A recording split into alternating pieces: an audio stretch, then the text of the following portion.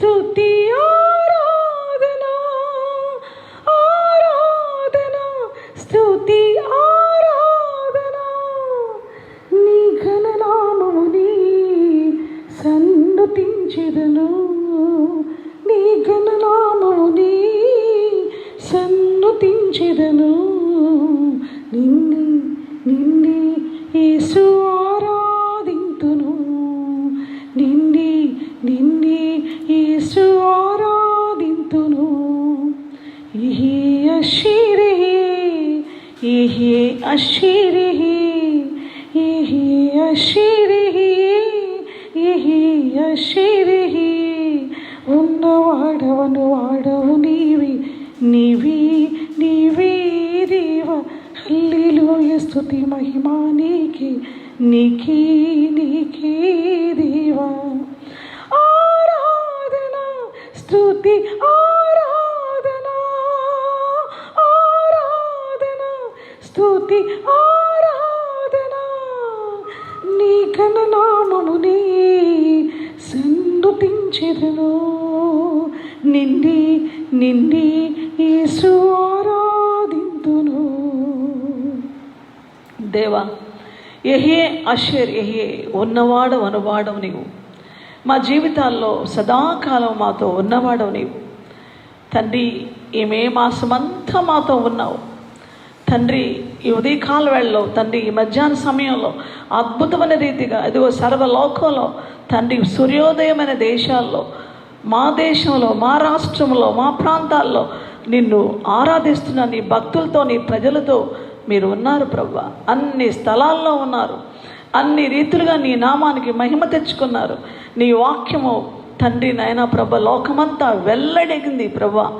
నీ వాక్యం వెల్లడెగుతున్నప్పుడు వెలుగు కలిగింది. ఆ వెలుగు తండ్రి నీ మహిమను ప్రచురిస్తుండగా తండ్రి జీవితాల్లో చీకటి తొలగిస్తుండగా నిజమైనటువంటి తండ్రి దేవుడిగా నిత్య జీవముగా నిన్ను ఆరాధించడానికి ఆత్మతో సత్యముతో ఆరాధించే ధాన్యత నీ ప్రియబిడ్డల అందరికీ మీరు ఇచ్చినందుకు నీకు వందనాలు ప్రభువా. తండ్రి మేము కూడా ఆయా స్థలాల్లో చెదరి ఉన్నప్పటికీ తండ్రి ఏక శరీరంలో క్రీస్తు శరీరంలో అవయవాలుగా ఉండి నిన్ను ఆరాధిస్తున్నాం ప్రభా. నీకు మహిమ దేవ, నీకు ఘనత. శత్రుకార్యాలు లయపరిచి అంధకార శక్తుల ప్రభావాన్ని కూల్చివేసి నిన్ను ఆత్మతో సత్యముతో ఆరాధించే ధన్యత మాకు ఇచ్చినందుకు వందనాలు ప్రభా. నీ వాక్యం వెల్లడి చేస్తూ నీ వాక్య వెలుగులో జీవితాన్ని పరిశీలించుకుంటూ నిన్ను యోగ్యంగా ఆరాధిస్తూ నిన్ను సేవిస్తూ నీకు జీవించే బిడ్డలుగా నీ సాక్షులుగా నిలబెట్టుకోమని కృపతో నింపమని తండ్రి మమ్మల్ని మీకు అప్పగించుకుంటూ నీ నిబంధన రక్తం కిందకి ఈ యొక్క ప్రభు లైవ్ ప్రోగ్రాం తీసుకుని వస్తూ ఈ ఆరాధన తీసుకుని వస్తూ యేసు ప్రభు నామములో స్తుతించి ప్రార్థిస్తున్నాం ప్రియ పరలోకపు తండ్రి. ఆమేన్ ఆమేన్. దేవుని పరిశుద్ధ నామానికి మహిమ కలుగును గాక. ప్రభువైన యేసుక్రీస్తు నామములో నా ప్రియమైన సోదర సోదరులందరికీ నా శుభవందనాలు తెలియపరుస్తున్నాను. నిజంగా ఈ మాసం చివరి దినం ప్రభు మనల్ని ఇన్ని రోజులు దాదాపు 3వ నెలలో ప్రవేశించాం. మరి లాక్డౌన్ ఆరంభించినప్పటి నుంచి ఇప్పటి వరకు దేవుని మహాకృప మనకు తోడుగా ఉంది. అందరినీ దేవుడు బలీయంగా వాడుకున్నాడు. బలమైన అభిషేకంతో ప్రతి దైవజనుడిని దైవ సేవకురాల్ని మరి లైవ్ ప్రోగ్రామ్స్ అన్నిటినీ కూడా ప్రభు ఎంతగానో తన మహిమార్థమై నడిపించుకుంటూ వస్తూ ఉన్నాడు. దేవుని పిల్లలు ఆయా స్థలాల్లో వారి వారి గృహాల్లో ఉన్నప్పటికీ వారు దేవుని మందిరాలకు రాలేకపోతున్నప్పటికీ వారు దేవుని యందు విశ్వాసంతో చక్కగా దేవుని మహింపరుస్తూ ఉన్న విధానాన్ని బట్టి కూడా దేవుని మహింపరుస్తున్నారు. అయితే గమనించండి, ఈ సమయంలో మనం దేవుని పిల్లలందరం మన ప్రభువుని మన రక్షకుడైన దేవుణ్ణి రాజులకు రాజు ప్రభువులకు ప్రభు దేవాతి దేవుని ఆరాధిస్తున్నాం. అయితే ఈరోజు ఒక ప్రత్యేకమైనటువంటి మాటని మన ఆరాధనకు అనుకూలమైనటువంటి శ్రేష్టమైనటువంటి అద్భుతమైనటువంటి మాటల్ని పరిశుద్ధాత్మ దేవుడు మన ముందు ఉంచాడు. మరి ఈరోజు ఆ మాటను మనం చూద్దాం. ఆయనకి ఉన్నటువంటి అద్భుతమైన నామాలు ఎన్నో ఉన్నాయి. అందుకోసమనే మరి ప్రకటన గ్రంథం 1వ అధ్యాయం 4-5 వచనాల్లో మనం గమనిస్తే ఆయన పేరు నమ్మకమైన సాక్షి. నమ్మకమైన సాక్షి, ఇది గొప్ప మాట, గొప్ప ఉన్నతమైనటువంటి నామం. అంతేకాకుండా ప్రకటన 3వ అధ్యాయం 14వ వచనంలో నమ్మకమైన సత్య సాక్షి అనే మాట కూడా ఉంది. అయితే ఆయన మన పట్ల నమ్మకమైన సత్య సాక్షి, నమ్మకమైన సాక్షి. నిజంగా నమ్మకత్వం అనేది అన్ని కోణాల్లో దేవుడు కనుపరిచాడు మన ఎడల. ఆయన కనుపరిచాడు. మనం ఎటువంటి వారము అంటే నమ్మదగని వారము. మానవ స్థితి, మానవ జీవితం ఎలాంటిదంటే నమ్మడానికి చాలా భయమేసే కాలము. నమ్మదగిన వారు కనబడతారా అని ఆలోచించే సమయము. అసలు నమ్మకత్వం అనేది మనిషి కనుపరచలేనటువంటి బలహీనత.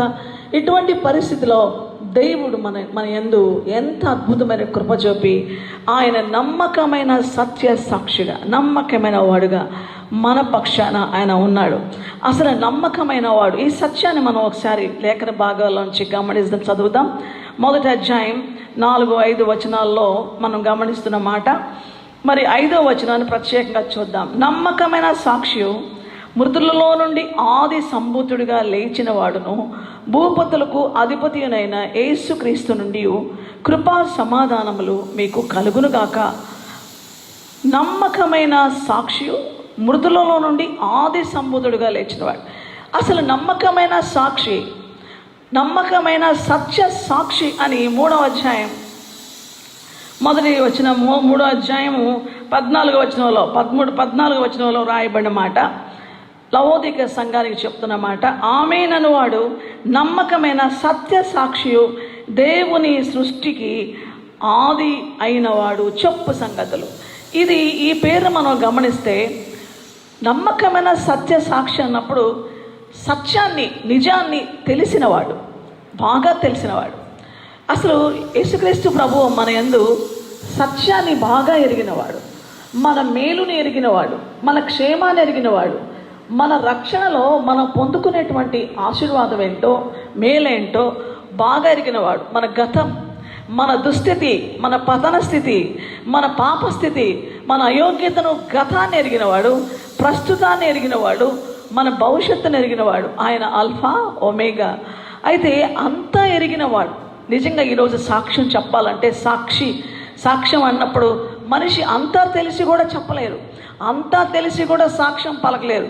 కానీ ప్రభువు మాత్రము నమ్మకమైనటువంటి సత్య సాక్షి. ఆయన చెప్పే మాట మనకి మేలు జరగబోతుంది, ఎటువంటి మేలు చేయడానికి ఆయన వచ్చాడు, ఎంతగా మన భవిష్యత్తు ఉంటుంది, ఎంతగా మనం ప్రభు మీద మన జీవితాల్ని ప్రభుకు అప్పగిస్తే, ఆయనను ఆనుకుంటే, ఆయన కుమారుడైన యేసుక్రీస్తు ప్రభువునందు విశ్వాసం ఉంచి ఆయన చేసిన కార్యాన్ని బట్టి మనము ఆయనకి మనం సమర్పించుకొని రక్షణ భాగ్యం పొందుకొని నిరీక్షణలో మనం ఎదురు చూస్తే మనకు జరిగే ప్రతి కార్యాన్ని ఉన్నతున్నట్టుగా ఆయన మనకు బయలుపరిచాడు, మనకు తెలియపరిచాడు. గమనించండి, ఇది ఆనాడు మనం మరి యోహాను సువార్త 8:14లో యూదులకి అది అర్థం కాలేదు. కానీ వారు ఆయన బహు ప్రశ్నలు వేశారు, బహుగా ఆయన విషయంలో వాళ్ళు సందేహపడ్డారు. కానీ దేవుడు సత్యాన్ని ఉన్నదున్నట్టుగా మనకు క్రీస్తు యేసు ద్వారా తెలియపరిచాడు. అది చూడండి, మరి యోహాను సువార్త 8వ అధ్యాయం 14వ వచనంలో మనం గమనిస్తే ఇక్కడ ప్రభు చెప్తున్నాడు, యేసు నేను ఎక్కడి నుండి వచ్చిదునో ఎక్కడికి వెళ్ళుదునో నేను ఎరుగుదును కనుక నన్ను గూర్చి నేను సాక్ష్యము చెప్పుకున్నాను, నా సాక్ష్యము సత్యమే. నేను ఎక్కడ నుండి వచ్చుచున్నానో ఎక్కడికి వెళ్ళుచున్నానో మీరు ఎరుగరు. తెలియని వాళ్ళు ఏం సాక్ష్యం చెప్తారు? ప్రభువు ఎక్కడి నుంచి వచ్చాడో, ఎక్కడికి వెళతాడో, ఎందుకు వచ్చాడో ఆయన సమస్తం ఎరిగిన వాడుగా మనతో మాట్లాడుతున్నాడు. నమ్మకమైన సత్య సాక్షి. ఈరోజు ఆయన సాక్ష్యము, ఆయన సెలవిచ్చిన మాట. అందుకే ప్రభు ఇక్కడ మాట్లాడుతున్న మాట ఏంటంటే, అద్భుతమైనటువంటి మాటను ఇక్కడ ప్రభువు మాట్లాడుతున్నారు. 8వ అధ్యాయంలోనే యోహాను సువార్త 31వ వచనంలో, కాబట్టి యేసు తనను నమ్మిన యూదులతో, మీరు నా వాక్యమందు నిలిచిన వారైతే నిజముగా మీరు నాకు శిష్యులై ఉండి సత్యమును గ్రహించెదరు. అంటే నా వాక్యమందు మీరు నిలిచిన వారైతే అప్పుడు సత్యము మిమ్మల్ని స్వతంత్రులుగా చేయును. గమనించండి, నా మాటలు ఎవరైనా సత్యాన్ని తెలుసుకోవాలా, సత్యాన్ని మరి ఈ సత్యము ఇది సత్యమే అని నమ్మి వాళ్ళు ఆ సత్యంలో నిలిచినప్పుడు మాత్రమే వారికి స్వాతంత్రం ఉంటుంది. సత్యము మనల్ని స్వతంత్రులుగా చేసింది. ఆ సత్యం ప్రభువైన యేసే. ఆయనే నేనే మార్గం సత్యం జీవమైన అని సెలవిచ్చిన వాడు ఆయనే. అంతేకాదు ఆయన తన వాక్య సత్యాన్ని మనకు తెలియపరుస్తున్నాడు. అందుకే ప్రభు ఇక్కడ అంటున్నాడు, సత్య సంబంధి అయిన వాడు నా మాట వింటాడు. ఈరోజు సత్యానికి మన జీవితాన్ని అప్పగించుకున్నప్పుడు మనం నిజంగా ఆత్మతో సత్యంతో ఆరాధించేటువంటి శక్తి గల వారంగా ఉంటాం. అందుకే ఇక్కడ రాయబడిన మాటల్లో మరి వారు మేము అబ్రహాము సంతానము, మేము ఎన్నడూను ఎవరికి దాసులమై ఉండలేదే, మీరు స్వతంత్రులుగా చేయబడదురని ఎలా చెప్పుచున్నావు ఆయన తండ్రి. అందుకు యేసు ప్రభు ఏం చెప్పాడు తెలుసా? ఆనాటి యూదులు, ఆ పరిసయ్యులు, శాస్త్రులకి ఇది అర్థం కాలేదు. అసలు వాళ్ళు మేము ఎవరికి దాసులం కాము అంటూ స్వనీతితో మాట్లాడుతున్నారు. అయితే ఇక్కడ రాయబడిన మాట చూడండి, యేసు పాపము చేయి ప్రతివాడు పాపమునకు దాసుడని మీతో నిశ్చయముగా చెప్పుచున్నాను. ఈ పాపం చేసే ప్రతి వ్యక్తి పాపానికి దాసుడు. ఈ దాసుడైన వ్యక్తికి విడుదల ఎక్కడి నుంచి వస్తుంది? సత్యము మాత్రమే విడుదల ఇస్తుంది. ఎవరా సత్యము? యేసుక్రీస్తు ప్రభువే సత్యమై ఉన్నాడు. అందుకోసమని ఇక్కడ 36వ వచనంలో కుమారుడు మిమ్మల్ని స్వతంత్రులుగా చేసిన యెడల మీరు నిజముగా స్వతంత్రులై ఉందురు. నిజమే, ఎంత కృతజ్ఞత! కుమారుడు తన ప్రజలను వారి పాపముల నుండి ఆయనే రక్షించిన కనుక ఆయనకి యేసు అనే పేరు పెట్టబడింది. ఆయన కుమారుని కన్య గర్భంలో కుమారుడిగా నరరూపధారిగా యేసుప్రభు ఈ లోకానికి వచ్చి, ఆ కుమారుడు ఎందుకు వచ్చాడు? సత్యము పలుకుతున్నాడు. కుమారుడు మాత్రమే మిమ్మల్ని స్వతంత్రులుగా చేసేవాడు. కుమారునిలో నుండి ఈ పాపంలోంచి, ఈ పాపపు బానిసత్వంలోంచి, దాసత్వంలో నుంచి, యేసు ప్రభులోంచి మనకు విడుదల అని సెలవిచ్చాడు ఆయన. కాబట్టి దేవుని బిడ్డలారా, ఈయన సత్యము, ఈయన నమ్మకమైన సత్య సాక్షి. అందుకే ప్రభు ఎంత తేటగా, ఎంత శక్తివంతంగా ఆయన తన యొక్క సత్యాన్ని, తన సాక్ష్యాన్ని ఏమాత్రం కూడా ఆయన మనకు దాచిపెట్టలేదు. ఉన్నది ఉన్నట్టుగానే ఆయన చెప్పాడు, ధైర్యంగా ఒప్పుకున్నాడు. ఆ సత్యాన్ని నమ్మిన ప్రతి ఒక్కరి జీవితంలో అది చాలా గొప్ప విడుదలిస్తుంది. ఇంకొక మాట మనం గమనిస్తే, మనం సత్యవంతుడైన దేవుణ్ణి, నమ్మకమైన సత్య సాక్షి అని యేసుక్రీస్తు ప్రభుని గణపరిచి ఆరాధించే బిడ్డలుగా మనం ఉంటున్నాం. అందుకోసం ఇక్కడ రాయబడిన మాటలో చూడండి, 1 తిమోతి పత్రిక 6వ అధ్యాయము 13వ వచనంలో, సమస్తమునకు జీవాధారకుడైన దేవుని ఎదుటను పొంతి పిలాతు ధైర్యముగా ఒప్పుకొని సాక్ష్యం ఇచ్చిన క్రీస్తు యేసు ఎదుటను మన ప్రభువైన యేసుక్రీస్తు. నిజంగా యేసుక్రీస్తు ప్రభువారు పిలాతు దగ్గర కూడా ధైర్యంగా ఒప్పుకున్నాడు. అందుకే ఇక్కడ ఈ మాట చూడండి, సమస్తమునకు జీవాధారకుడైన దేవుని ఎదుట పొంతు పిలాతును వద్ద ధైర్యముగా ఒప్పుకొని సాక్ష్యం ఇచ్చిన యేసుక్రీస్తు ప్రభు. ఏమని సాక్ష్యం ఇచ్చాడు? ఆయన ఈ లోకానికి ఎందుకు వచ్చాడు? ఈ లోకానికి ఆయన వచ్చిన విధానాన్ని మనుషులు అర్థం చేసుకోలేదు. ఈనాటికి అర్థం చేసుకోలేదు అనేకులు. ఆయన ఈ లోకానికి వచ్చిన విధానం ఏంటో పిలాతుకి ధైర్యంగా సాక్ష్యం ఇస్తున్నటువంటి మన ప్రభు. గమనించండి ఎలాగ సాక్ష్యం ఇచ్చాడు. యోహాను సువార్త, దయచేసి యోహాను సువార్త 18వ అధ్యాయంలో అద్భుతమైన మాట ఉంది, 17వ వచనం. ఇప్పుడు పిలాతుకి సత్యం అర్థం కావట్లేదు, సత్యం అనేది తెలియటం లేదు, న్యాయము తెలియటం లేదు, సరైన తీర్పును తీర్చలేకపోయాడు. యేసుక్రీస్తు ప్రభువుని ఆయన చూసి సత్యం అంటే ఏంటనే ప్రశ్నించాడు, కానీ సత్యాన్ని గ్రహించలేకపోయాడు. చూడండి, నువ్వు రాజువా అని ఆయన్ని ప్రశ్నించాడు. అవును, యేసుక్రీస్తు ప్రభువు రాజుగా ఈ లోకంలో ఆయన మన రాజుగా వచ్చాడు. అందుకే ఆయన పేరు భూపతులకు అధిపతి, నమ్మకమైన సత్య సాక్షి, భూపతులకు అధిపతి, మృతులలో నుంచి ఆది సంబుధుడిగా లేచినవాడు. ఆయన నామాలు ఎంత గొప్పవి. అందుకే నువ్వు రాజువా అని ఆయన అడుగగా యేసు 37వ వచనం 38వ వచనం, నీవు అన్నట్టు నేను రాజునే, సత్యమును గురించి సాక్ష్యం ఇచ్చుటకు నేను పుట్టి తిని, ఇందు నిమిత్తమే ఈ లోకమునకు వచ్చి తిని, సత్య సంబంధి అయిన ప్రతి వాడును నా మాట వినును. చూసారా ఎటువంటి మాటని ప్రభు సెలవిచ్చాడు? సత్యమును గురించి సాక్ష్యం ఇవ్వడానికి. ఇప్పుడు వాళ్ళు ఏమనుకుంటున్నారు? రోమీయులు ఏమనుకుంటున్నారు? యేసుక్రీస్తు ప్రభు రోమా ప్రభుత్వానికి వ్యతిరేకంగా మరొక రాజ్యాన్ని స్థాపిస్తాడేమో, మరలా ఏమన్నా తిరుగుబాటు చేస్తాడేమో, రకరకాలుగా అభియోగాలు ఆయన మీద నేరాలు మోపుతున్నారు యూదులు. సత్యాన్ని గ్రహించక, సత్యం ప్రత్యక్షమైంది, పాపంలోంచి విడిపించడానికి ప్రత్యక్షమైంది, పాపంలోంచి మన జీవితాలకి స్వాతంత్రం ఇవ్వడానికి యేసు ప్రభు వచ్చాడు. కానీ ప్రభు అంటున్నాడు, నా రాజ్యము భూ సంబంధమైనది కాదు, నా రాజ్యము కత్తులతో, కటారులతో, సైన్యాలతో, యుద్ధాలతో స్థాపించేది కాదు, సత్యముతో. ఆయన రాజ్యము సత్యం. ఆ సత్యం ఎప్పుడైతే జీవితంలో ఉంటుందో, దేవుని బిడ్డ, ఈరోజు మనం ఆయన ఘనపరిచి మహింపరిచి ఆరాధించడానికి దేవుని పిల్లలకున్న గొప్ప ఆధిక్యత, భాగ్యం ఏంటో తెలుసా? సత్యమైన యేసుక్రీస్తు ప్రభు. మరి యోహాను సువార్త 17:17 అయ్యా నీ వాక్యమే సత్యము. ఈ సత్యము ఎప్పుడైతే మన జీవితంలోకి వచ్చిందో, ఈ వాక్య సత్యమైన యేసు ప్రభు, ఆదియందు వాక్యం ఉండెను, వాక్యము దేవుని యొద్ద ఉండెను, వాక్యము దేవుడే ఉండెను. మరి యోహాను సువార్త 1:14 ఆ వాక్యమే శరీరధారి అయి కృపా సత్య సంపూర్ణుడిగా మన మధ్యకు వచ్చింది. ఆదిలో వాక్యమైన దేవుడు ఆయన శరీరం ధరించి కృపా సత్య సంపూర్ణుడిగా మన మధ్యకు వచ్చి కృపతో రక్షించాడు.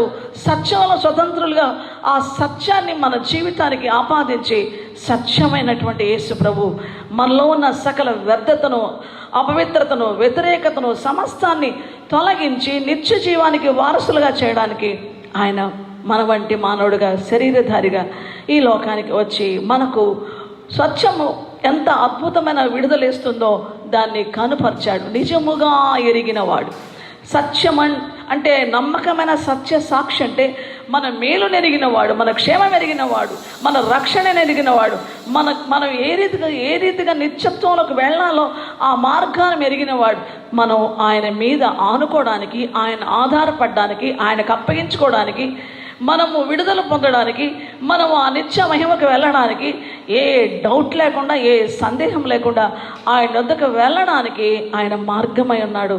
ఆయనే మన జీవితాలకు సత్యమై ఉన్నాడు, మనకు జీవమై ఉన్నాడు. కాబట్టి యేసుక్రీస్తు ప్రభువు నమ్మకమైన సత్య సాక్షి. అందుకే ఆ మాట ఆయన పలకడంలో ఆయన ఒక ప్రవక్తగా పలుకుతున్నాడు.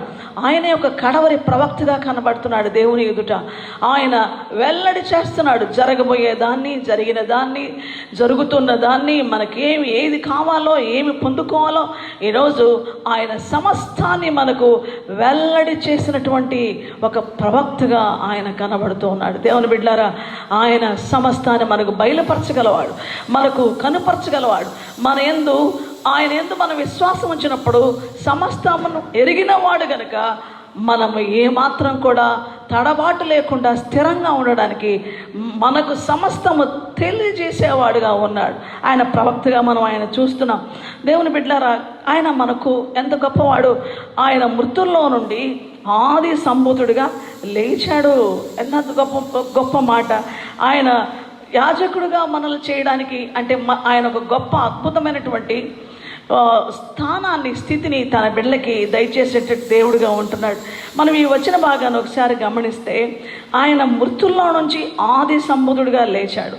ఆయన లేచినవాడు అని చెప్పడంలో, ఆయన మరణాన్ని గెలిచినవాడని చెప్పడంలో, ఆయన ఎందుకు మరణం చెందాడు, దేని నిమిత్తం ఒకసారి చదువుదాం. చూడండి, మొదటి అధ్యాయం ప్రకటన గ్రంథం 1వ అధ్యాయం 5వ వచనంలో, నమ్మకమైన సాక్షి, మృతులలో నుండి ఆది సంభూతుడిగా లేచినవాడు. మృతులలో నుంచి ఆది సంభూతుడిగా ఎవరి కోసం ఆయన మృతి చెందాడు? మన పాపముల నిమిత్తమై, మన రక్షణ కొరకై. అందుకే ఆయన ఏం రాయబడింది 6వ వచనంలో, మనలను ప్రేమించుచు తన రక్తము వల్ల మన పాపముల నుండి మనల్ని విడిపించువానికి మహిమయు ఘనతయు మహిమయు ప్రభావమును యుగ యుగములు కలుగునుగాక. మనల్ని ప్రేమించి మన పాపముల నిమిత్తం ఆయన సిలువలో బలి అయ్యాడు. మన పాపముల నిమిత్తం ఆయన తన రక్తాన్ని చిందించడానికి ఇష్టపడ్డాడు. అందుకోసమనే ఆ రక్తం మనకేం చేసింది? ప్రతి పాపము నుండి మనల్ని పవిత్రులుగా చేసింది. అందుకోసమనే యోహాను పత్రిక 1వ అధ్యాయంలో దయచేసి 7వ వచనంలో, ఆయన వెలుగులో ఉన్న ప్రకారం మనం వెలుగులో నడిచిన యెడల మనం అన్యోన్య సహవాసం గలవారమైందుము. అప్పుడు ఆయన కుమారుడైన యేసు రక్తము ప్రతి పాపము నుండి మనల్ని పవిత్రులుగా చేయను. అందుకే ప్రతి పాపము నుండి మనల్ని పవిత్రులుగా చేసే యేసు ప్రభు రక్తం ఆయన శిలువలో మన కోసం చిందించాడు. ఆయన ఎందుకు మరణించాడు, మృతుల్లో నుంచి ఆయన ఎందుకు లేపబడ్డాడు. ఈరోజు ప్రభు దినం, పరిశుద్ధమైన దినం, మనం ఆయన ఆరాధించే దినం, ఆయన మహింపరిచే దినం. ఈ దినంలో మనం జ్ఞాపకం చేసుకుంటుంది ఏంటి? ప్రభువా, నా పాపముల నిమిత్తమే నువ్వు మృతి చెంది, అసలు నీవు నా పాపం నుంచి నాకు విడుదల విమోచన కలుగు చేసి నీ రక్తం నా కొరకు చెందించి ఈ పాపముల నిమిత్తమే శుద్ధీకరణ చేసేవాళ్ళు ఈ లోకంలో ఎవ్వరూ లేకపోగా, ప్రభు నువ్వు చేసిన కార్యము ఎంత గొప్పది. చాలా శ్రేష్టమైన మాట. హెబ్రీ పత్రికలో 1వ అధ్యాయంలో మనం చూస్తే 4వ వచనంలో, ఆయన దేవుని మహిమ యొక్క తేజస్సు అయ్యుండి, ఆయన తత్వం యొక్క మూర్తిమంతమై ఉండి, తన మహత్తుగల మాట చేత సమస్తమును నిర్వహించుచు పాపముల విషయములో శుద్ధీకరణము తానే చేసి. ఎవరు ఈయన? ఈ నమ్మకమైన సత్య సాక్షి, మృతుల్లో నుంచి ఆది సంబూధుడుగా లేచిన ఈయన ఎవరు? ఈయన ఎట్టివాడు? ఆయన దేవుని మహిమ యొక్క తేజస్సు, దేవుని మహిమ యొక్క మూర్తి, దైవత్వం కలిగినటువంటి దేవాది దేవుడు, ప్రభువులకు ప్రభు. అటువంటి వాడు ఆయన దేవుని మహిమ యొక్క తేజస్సు కలిగిన వాడు. ఆయన తత్వం యొక్క మూర్తిమంతమైంది, మహత్తుగల మాట చేత సమస్తాన్ని నిర్వహించాడు. ఆ వాక్యము శరీరధారి అయింది. ఆ వాక్యము ప్రపంచాన్ని నిర్మించింది. ఆ వాక్యము జీవితాలని, మన జీవితాలకి ఆధారమైంది. ఆ వాక్యమే, ఆది యందున్న వాక్యమే, సమస్తము నిర్మించిన వాక్యమే, సమస్తము నిర్వహించడానికి మన మధ్యలో శరీరధారి అయి వచ్చి తానే మన పాపములకు శుద్ధీకరణము చేసినటువంటి యేసుక్రీస్తు ప్రభు. ఆయన మృతుల్లో నుంచి మొదటివాడుగా, నిజంగా ఆయన అందరూ మనం ఆలోచిస్తే ఆయన మొదటివాడుగా లేచాడు అన్నమాట మరి ఎంతో అద్భుతమైన రీతిగా కనబడుతున్నప్పుడు సంతోషంగా దేవుని స్తుతించాను. మరి అపోస్తుల కార్యాలు 26వ అధ్యాయం 22వ వచనంలో ఆయన చూడండి, ఇక్కడ ఆయనను నేను దేవుని వల్లైన సహాయం పొంది నేటి వరకు నిలిచి ఉంటుంది. క్రీస్తు శ్రమపడి మృతుల పునరుద్ధానము పొందిన వారిలో మొదటివాడగుట చేత. వండర్ఫుల్, ఆయన మొదటివాడు. అందుకే ఆయన అంటున్నాడు, నేను ఆల్ఫా ఒమేగా. మృతుల్లో నుంచి ఆది సంబూధుడిగా లేవడంలో శ్రమ పొంది, మన కోసం సిలువలో బలి అయ్యి శ్రమ పొంది, మన పాపానికి పరిహారం చేసి, మన పాపాలకి శుద్ధీకరణము తానే చేసి, అంత మహిమలో ఉన్న, అంత మహిమాన్వితుడైన దేవదేవుడు మంటి మనిషిగా మారి ఇంత గొప్ప కార్యం చేసి ఆయన ఎంతగా మొదటివాడుగా, మన రక్షణ కార్యంలో ఆయన మొదటివాడు, మనల్ని ప్రేమించడంలో ఆయన మొదటివాడు, మనల్ని నిత్య మహిమకు చేర్చడంలో ఆయనే. ఆయన తర్వాత ఎవరు ఆ పని చేయలేరు. ఈరోజు ఎందుకు మొదట ఆయన నీతిని, ఆయన రాజ్యాన్ని వెదకాలా? మొదట ఆయన ఎందుకు ఆరాధన చేయాలా? మొదట ఆయన ప్రథముడు, ఆయన ప్రముఖుడు, ఆయన అద్భుతాలు చేసేవాడు. నిజంగా అన్ని పరిస్థితుల్లో, అన్ని సమయాల్లో, అన్ని కార్యాల్లో ఆయనే. గుండె పగిలిన వేళలో, వేదనకరమైన పరిస్థితిలో, వ్యాధిలో ఉన్న, బాధలో ఉన్న, సమస్యలో ఉన్న మనం తలంచి మొదటిగా ప్రభువా నేను ఆరాధిస్తున్నా, నేను ఘనపరుస్తున్నా, నా కోసం ప్రాణం పెట్టని నీకంటే ఎక్కువగా నన్ను ప్రేమించే వాళ్ళు ఎవరున్నారు?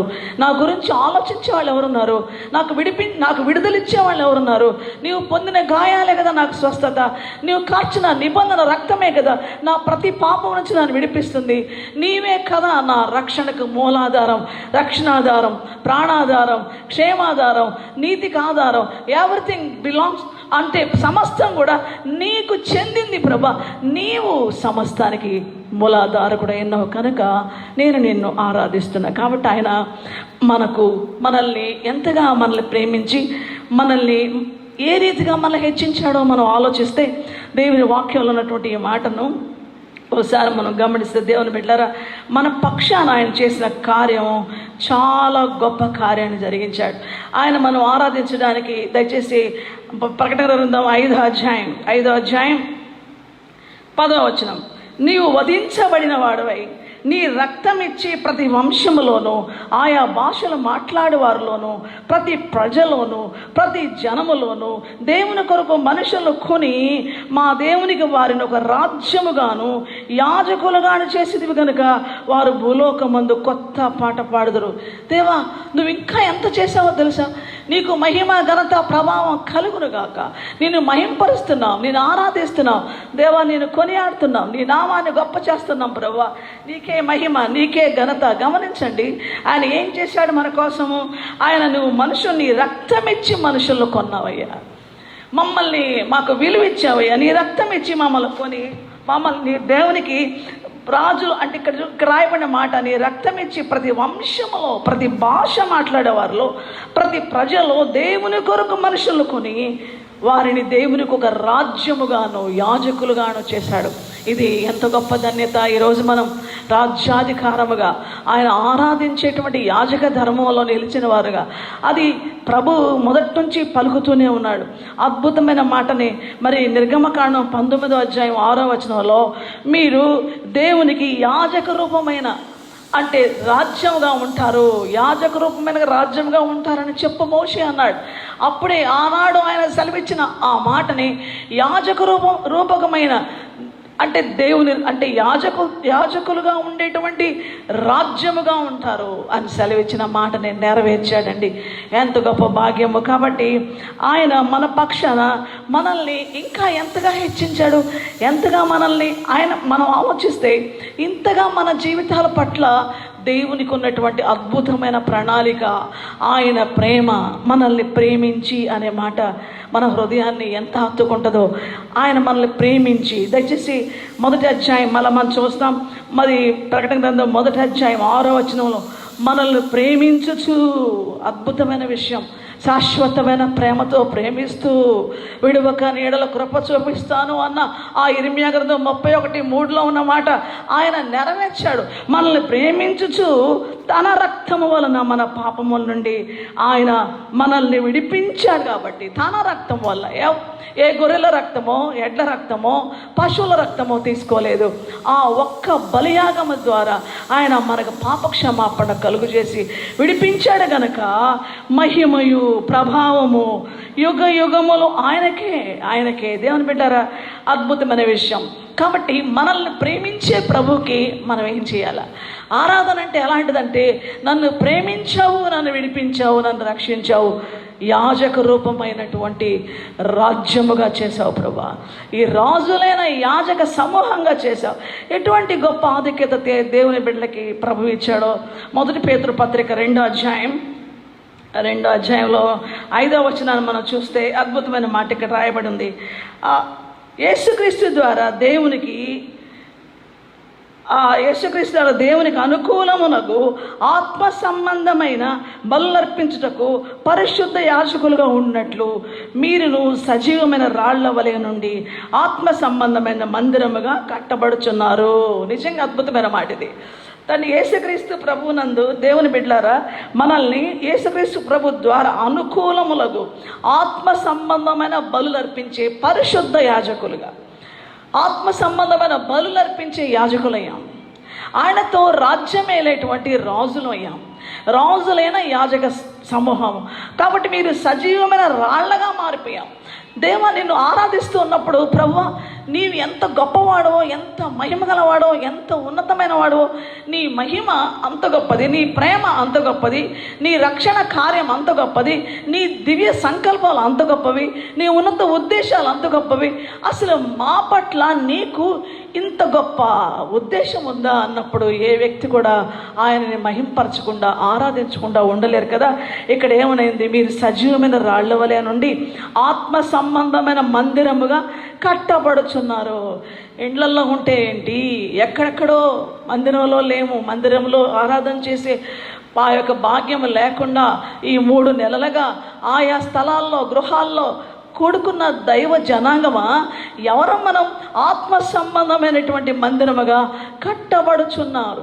ఇంట్లో ఉన్న, ఏ స్థలంలో ఉన్నా, అసలు ఇంట్లో ఉన్నాం కాబట్టి సేవకులు కనబడలేదు కాబట్టి అసలు మన ఇష్టానుసారంగా బ్రతుకుదాం అనుకునే వాళ్ళు అసలు సత్యములో లేని వాళ్ళు, అసలు విమోచన కార్యం ఎరగని వాళ్ళు, అసలు ప్రభు ప్రేమను గుర్తించిన వారు, ఇష్టానుసారంగా సమయం గడిపేవారు, వారు సత్యాన్ని గ్రహించిన వారు, సత్య సంబంధులు కాదు. అయితే నిజమైనటువంటి నమ్మకమైన సత్య సాక్షి యొక్క సాక్ష్యాన్ని, ఆయన చేసిన కార్యాన్ని, ఆయన మనకు అనుగ్రహించిన కృపా మహిమను మనం నమ్మినప్పుడు యేసుక్రీస్తు ప్రభు నిజంగా నా కోసం చేశాడు, నా కోసం ఈ బలియాగం చేశాడు, ఆయన చెప్పింది సత్యం అని నమ్మినప్పుడు సత్యం మనల్ని స్వతంత్రులుగా చేసి రక్షణ కార్యం మనలో జరిగించి మనం ఆయన బిడ్డలుగా, ఆయన సాక్షులుగా, ఇంకా మన ప్రమోషన్ చూడండి ఎటువంటిదో, ఆత్మ సంబంధమైన బలులు అర్పించేటువంటి వాళ్ళంగా, ఆత్మ సంబంధమైన అనుకూలమైన, అందుకే ఇక్కడ ఉన్న మాట, మరి దేవునికి యేసుక్రీస్తు ద్వారా దేవునికి అనుకూలములకు ఆత్మ సంబంధమైన బలులను అర్పించేటువంటి వాళ్ళంగా, దేవుని ఆరాధిస్తున్నప్పుడు, స్తుతి యాగం చేస్తున్నప్పుడు, మన జిహ్వా ఫలాలు అర్పిస్తున్నప్పుడు, ఆయన గణపరుస్తున్నప్పుడు, ఆయనకు సాక్షులుగా నిలబడుతున్నప్పుడు, ఆయన మనసారా కీర్తిస్తున్నప్పుడు, ఆయనను చూస్తూ, ఆయనను ఆత్మలో గ్రహిస్తూ, ఆయన ప్రేమను అనుభవిస్తూ, ఆయన కృతజ్ఞత హృదయంతో ఎప్పుడెప్పుడు నా ప్రభుని ఆరాధించాలనే ఆశతో, తృష్ణతో దేవుని బిడ్డలు కృతజ్ఞత హృదయంతో ఆరాధిస్తున్నప్పుడు, దేవుని బిడ్డ ఒకసారి జ్ఞాపకం చేసుకో, you are not an ordinary person. నువ్వు ఆత్మ సంబంధమైన బలులు అర్పించేటువంటి యాజక ధర్మంలో ఉన్న యాజక రూపమైన రాజ్యము. దేవుని సంగమా, దేవుని పిల్లలారా, యాజక రూపమైన రాజ్యం. అందుకే యేసుక్రీస్తు ప్రభునందు మనం ఏమై ఉన్నామో, మొదటి పేతురు 2వ అధ్యాయంలో మరి ఇక్కడ 9వ వచనంలో, అయితే మీరు చీకట్లో నుండి ఆశ్చర్యకరమైన తన వెలుగులోనికి మిమ్మల్ని పిలిచిన వారి గుణాతిశయమును ప్రచురము చేయ నిమిత్తము ఏర్పరచబడిన వంశమును, రాజులైన యాజక సమూహమును, పరిశుద్ధ జనమును, దేవుని సొత్తైన ప్రజలునై ఉన్నారు. ఒకప్పుడు ప్రజగా ఉండక ఇప్పుడు దేవుని ప్రజ అయితిరి, ఒకప్పుడు కనికరింపబడక ఇప్పుడు కనికరించబడితిరి. దేవుని బిడ్డ, మన యోగ్యత ఏంటి? ఒకప్పుడు దేవుని ప్రజలం కాము, చెదరిపోయిన వాళ్ళం, పాపములో చీకటిలో ఉన్నవారము, అటువంటి భయంకరమైన అపవిత్రతలో ఉన్న వారిని చీకటిలో నుంచి ఆశ్చర్యకరమైన వెలుగులోకి తీసుకొచ్చాడు. క్రైస్తవ జీవితం అంటే వెలిగించబడిన జీవితం. ఈరోజు ఎటువంటి వెలుగులో ఉన్నాం? వెలుగు ఫలము సకల విధములైన, ఎఫెసీ పత్రిక 5:9లో సకల విధములైన మంచితనము, నీతి, సత్యమైన వాటిలో కనబడుతుంది. కాబట్టి ఈ వెలుగు మనలో ఉంది. సకల విధములైన మంచితనం కలిగిన వారమై ప్రభువును ఆరాధించడానికి, నీతిమంతులమై యేసు ప్రభునందు విశ్వాసం ఉంచి నీతిగా తీర్చబడి మన నీతి క్రియలు మురికి పేలికలై ఉండగా ఆయన యందు విశ్వాసం ఉంచుడు ద్వారా నీతిగా తీర్చబడి ఆరాధిస్తున్నాం. సత్యము, నీతి సత్యంలో కనబడుతుంది. అబద్ధికుడు అపవిత్రమైనటువంటి వాటిని తెచ్చిపెట్టి అబద్ధికుడు వైపు తిరగక, అబద్ధ మార్గంలో వెళ్ళక, దేవుని వాక్యానికి వ్యతిరేకమైందంతా అబద్ధమే. దేవుడు వాక్యములో ఏదైతే చేయమన్నాడో, ఎలాగా నడవమన్నాడో, ఏదైతే ఆయన ఉద్దేశంలో ఉందో, పరిశుద్ధత, నీతి, యథార్థత, న్యాయము, సత్యము, ధర్మము, ఇవన్నీ ఆయన సత్యంలో ఉన్నాయి. ఈ వాక్య సత్యంలో ఉండే వాటికి విరోధమైందంతా అబద్ధికుడైన అపవాదిలోంచి వచ్చింది. దేవుని బిడ్డ, ఈరోజు మనం ఆరాధించడానికి మన పైవేషాలు కాదు, మన స్థలాలు కాదు, మనం తెచ్చే కానుకలు కాదు, కానీ మనలో మనమే ఆత్మ సంబంధమైన బలులు ప్రభువా సజీవ యాగంగా, సర్వాంగ హోమంగా నీకు సమర్పించడానికి నా దగ్గర ఉండేటువంటి బలి. అందుకే 12వ అధ్యాయం, రోమపత్రిక 12వ అధ్యాయంలో ఉన్న అద్భుతమైన మాట. కాబట్టి సహోదరులారా, పరిశుద్ధమును, దేవునికి అనుకూలమైన, ఈ మాట పదే పదే పరిశుద్ధాత్ముడు జ్ఞాపకం చేస్తున్నాడు. ఇక్కడ మన యాజకులంగా అవ్వాలంటే దేవునికి అనుకూలమైన స్థితి మనలో కలగాలి. దేవునికి ప్రతికూలమైనది ఏంటో నువ్వు పరిశీలన చేసుకోవాలి. ఆయన పరిశుద్ధ శరీరంలో చెయ్యి వేయాలంటే దేవునికి ప్రతికూలమైన దాన్ని చేస్తే ఆయన శరీరంలోకి చెయ్యి వేయడానికి లేదు. ఆయన చిందించిన రక్తంలో పాల్పంపులు పొందడానికి వీల్లేదు. ఆయన శరీరాన్ని తిని ఆయన రక్తం త్రాగువాడు నిత్య జీవము గలవాడు, అంచె దినమున నేను లేపుతానన్నాడు. అవును, ఆయన మరణ పునరుద్ధాలు ప్రచురించే వారిగా మనం చేశాడు. ఈ పరిశుద్ధ యాజక ధర్మం కలిగిన దేవుని జనాంగమా, యాజక ధర్మము కలిగిన జనాంగమా, రాజ అధికారము గల పరిపాలన కలిగినటువంటి, ఏలుబడి చేసేటువంటి అధికారము కలిగినటువంటి రాజులైన సమూహమా, రాజులు యాజకులైన సమూహంగా ఉండి ప్రభువును ఆరాధిస్తుంటే, దేవుని బిడ్డ, ఆయనకి వ్యతిరేకమైనది, ప్రతికూలమైనది నీలో ఉందా? మనలో ఉండాలని దేవుడు కోరతాడా? కోరడు. కాబట్టి ఆ ప్రతికూలమైనది ఏంటో దాన్ని తీసివేస్తే కానీ అనుకూలమైన ఆరాధన జరగదే.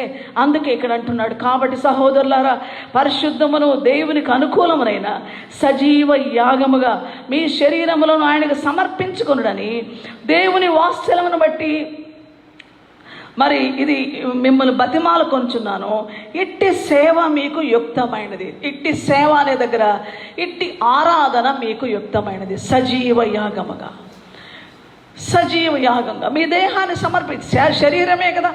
ఆ పండు తినొద్దు అంటే తినడానికి ప్రేరేపించింది శరీరమే కదా. ఆ అపవిత్రత వద్దు అంటే అపవిత్రత చేసేది శరీరమే కదా. ఆ యొక్క వ్యర్థత వద్దు, అటువంటి భయంకర లోకతత్వం వద్దు.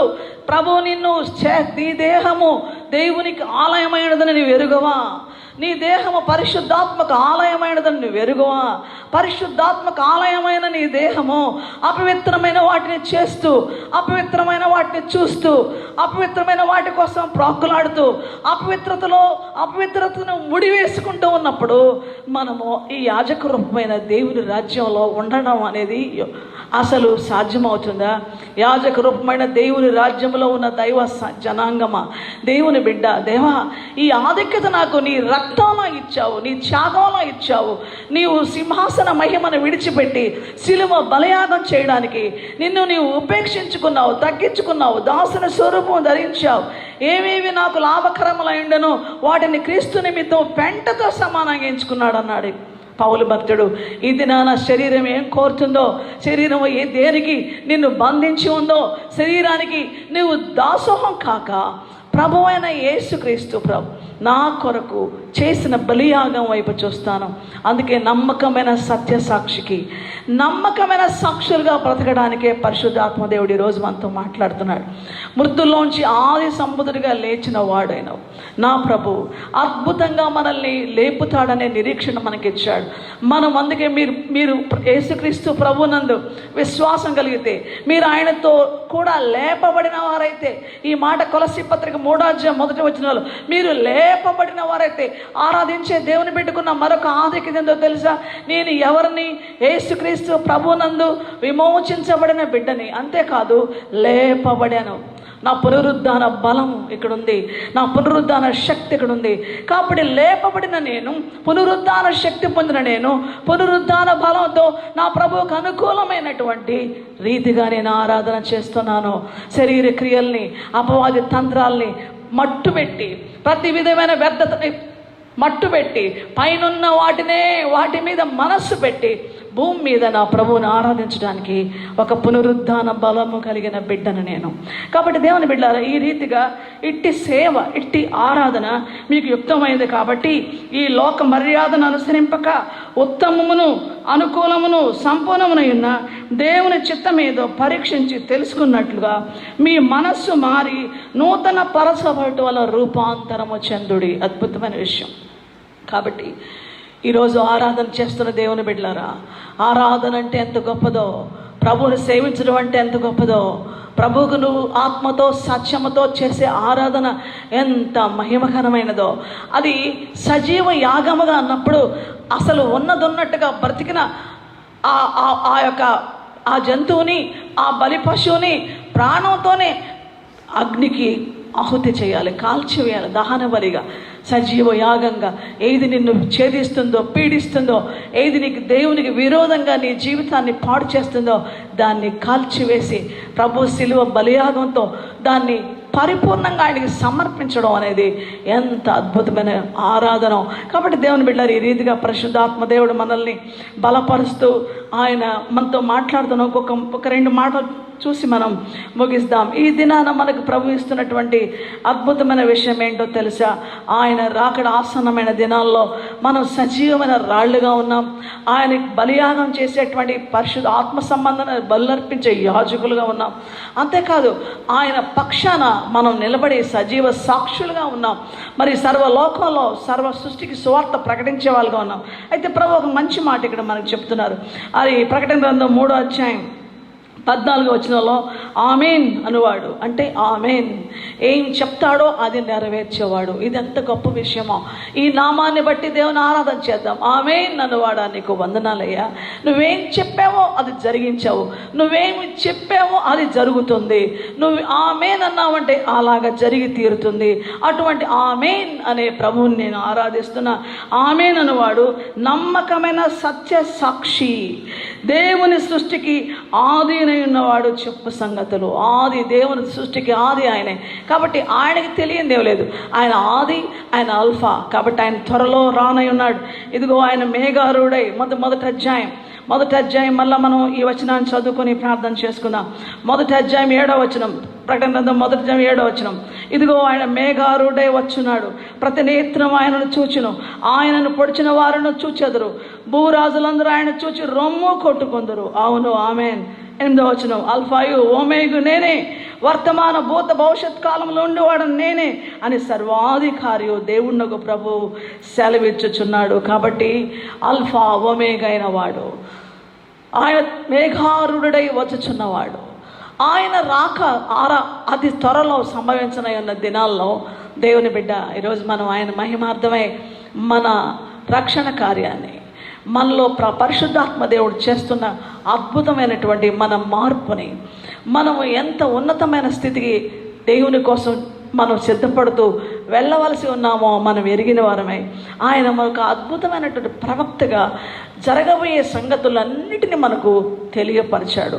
ఆయన రాజుగా యుగములు ఆయన ఇక్కడున్నటువంటి మాట మనం గమనిస్తే ఆయన ఎటువంటి వాడు అన్న విషయం చూస్తే ఆ వచనాన్ని ఒకసారి జ్ఞాపకం చేసుకుంటే, ఆయన నమ్మకమైన సాక్షి, మృతుల్లో నుండి ఆది సంబుధుడిగా లేచినవాడు, అంతేకాదు ఆయన భూపతులకు అధిపతి అయిన వాడు.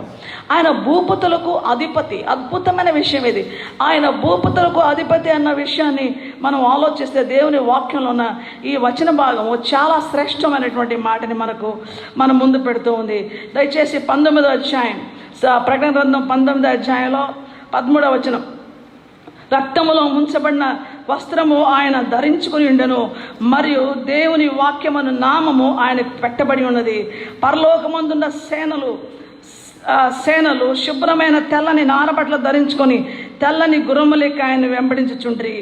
మరి జనములు కొట్టుటకై ఆయన నోటి నుండి వాడిగల ఖడ్గము బయలువెడలుచున్నది. ఆయన ఇనుపదండముతో వారిని ఏలును. ఆయనే సర్వాధికారియకు దేవుని తీక్షణమైన ఉగ్రతను మద్యపు తొట్టి త్రొక్కును. రాజులకు రాజును ప్రభువులకు ప్రభువును అను నామము ఆయన వస్త్రము మీదను తొడ మీదను రాయబడి ఉన్నది. అంతే, ఆయన బలం అక్కడ ఉంది, ఆయన అధికారం అక్కడ ఉంది, ఆ తొడ మీద రాయబడి ఉంది.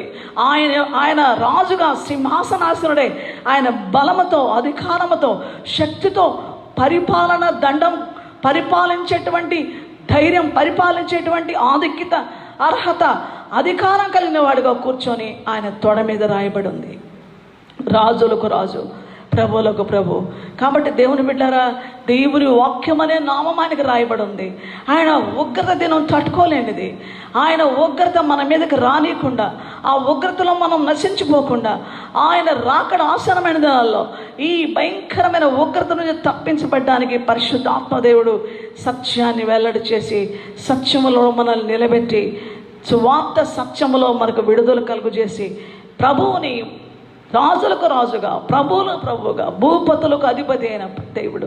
ఆయన ముందు ఏ రాజ్యము నిలవలేదు. ఆయన శాశ్వత సింహాసనాసీనుడు, నిత్యము పరిపాలించేవాడు. ఆయన శాశ్వతమైనటువంటి పరిపాలన కలిగిన వాడు కనుక మనం భూపతులకు అధిపతి అయినటువంటి నా ప్రభు. కాబట్టి మనం ఈ ఉదయ కాల వేళలో, ఈ మధ్యాహ్న కాల వేళలో ప్రభువుని మనం ఆరాధిస్తున్న సమయంలో, దేవా నువ్వు ఎంత గొప్పవాడివి, నమ్మకమైన సత్యసాక్షివి, మృతుల్లో నుండి ఆది సంబుధుడిగా లేచిన వాడివి, భూపతులకు అధిపతిగా నేను యేసుక్రీస్తు నుండి మనకేమొస్తుంది ఆయన ఆరాధిస్తుంటే?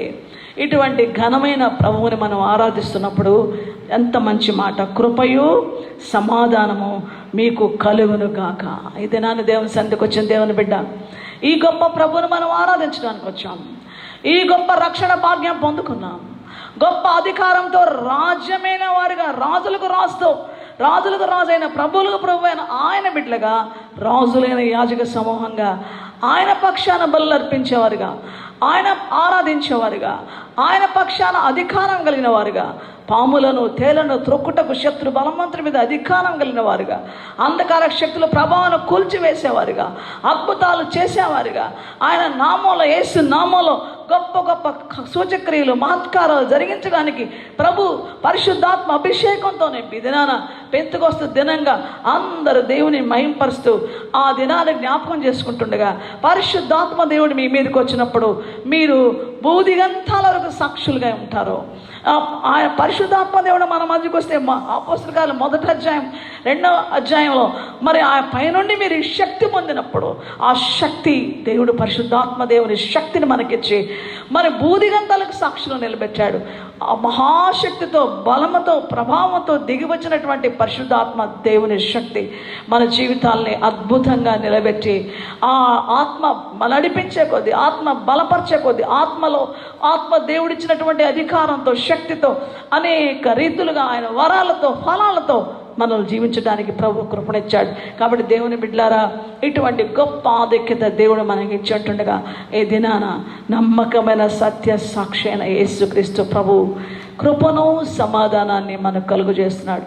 అయితే మనము ఆయనకు మహిమను ఘనతను ప్రభావం, అందుకోసం ఆయనకు మనం ఏం చెల్లించబద్దులమైనామంటే ఆయనకు మహిమ ఘనత ప్రభావాన్ని చెల్లిస్తూ ఆయన ఆరాధించాలి. ఎందుకంటే ఆయన అల్ఫా, ఆయన ఓమేగా, ఆయన వర్తమాన భూత భవిష్యత్ కాలంలో ఉండేవాడు.